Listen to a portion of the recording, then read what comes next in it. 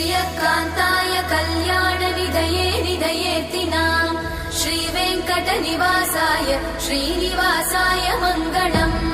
लक्ष्मी सविभ्रमालोकसुभ्रूविभ्रमचक्षुषे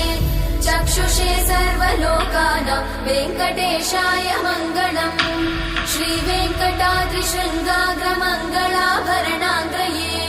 मङ्गलानां निवासाय श्रीनिवासाय मङ्गलम्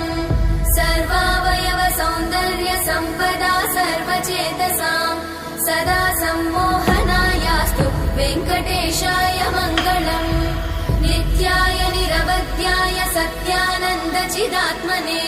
सर्वान्तरात्मने श्रीमद् वेङ्कटेशाय मङ्गलम् स्वतः सर्वविदे सर्वशक्तये सर्वशेषिने सुलभाय सुशीलाय वेङ्कटेशाय मङ्गलम्।